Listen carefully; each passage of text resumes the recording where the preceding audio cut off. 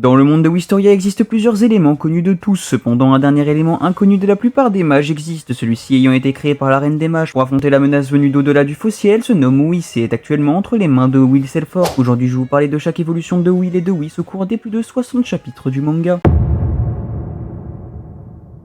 Mais bon, on va revenir au début du manga. Quand on nous introduit Will, on nous le décrit comme un épéiste sans la moindre once de magie, ayant pour objectif de rentrer dans la tour afin de retrouver son ami d'enfance devenu Magavende. On apprend par ailleurs que celui-ci ne se souvient en rien de son enfance, si ce n'est qu'il a grandi avec Elfaria. À cette époque, il se bat donc uniquement avec son épée et des objets magiques créés par Rosti, son colocataire. Et bien qu'il ne soit pas capable d'utiliser la magie à ce moment-là de l'histoire, il faisait tout de même partie des plus puissants de l'académie. Mais la vraie première évolution de Will se déroulera durant l'arc de l'examen de terrain, où il se retrouvera dans les étages les plus bas du donjon, et que se produira sa première vraie évolution, où Will se souvenant soudainement d'une partie de son passé, arrivera pour la première fois du manga à absorber le sort de Shion créant Ignis Whis, lui octroyant une puissance assez puissante que pour affronter le duc Limonia qui rencontre Enfin par la même occasion. La seconde évolution de Will se fera après la fin de son année, où il fut refusé d'entrer dans la tour, plus précisément lors de la fête de la Terminalia, où la ville après que les Magavende soient affaiblis se fera attaquer par Gotia, ceci ramenant du 40e palier un des vendeurs surnommé le tueur de Magavende qui tuera Rosti et blessera gravement Gorkner, avant que Finn ne retrouve Will et lui en apprenne plus sur Whis et sur la façon de l'utiliser, lui permettant grâce à sa volonté de créer un sort du nom de courage et faisant entrer Will dans une sorte d'éveil, faisant passer ses cheveux dans une couleur blanche et lui augmentant énormément sa capacité physique, lui permettant d'éliminer tous les monstres de la ville en un temps record et de retourner affronter le Devender,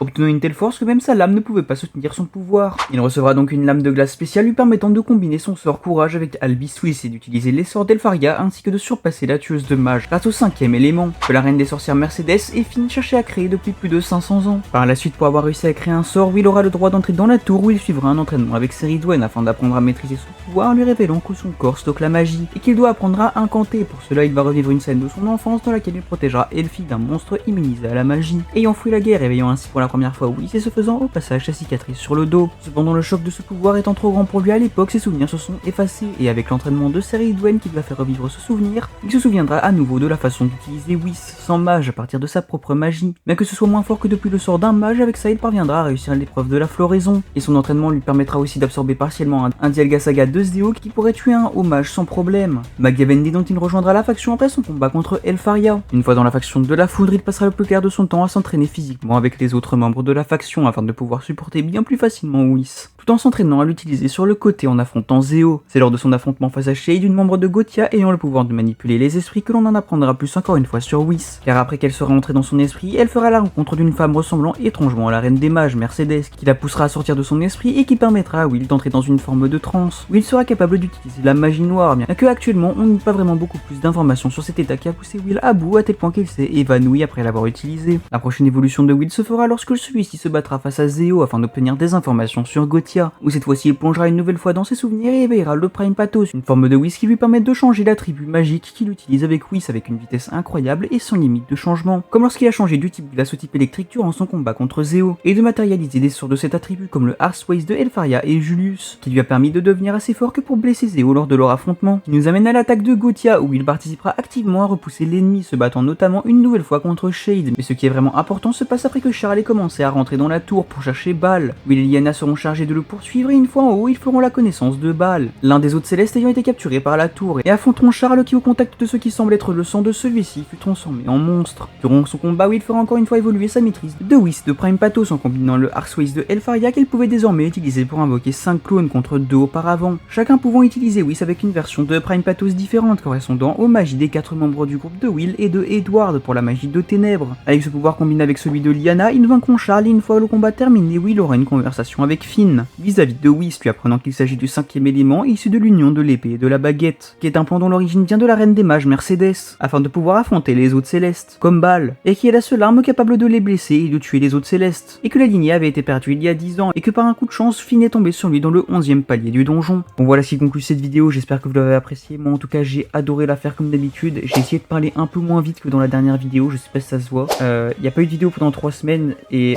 c'est dû d'une part au fait qu'il y a des examens qui se rapprochent, et que du coup j'ai beaucoup moins de temps pour faire mes vidéos, et d'autre part au fait que j'ai lu 2 webtoons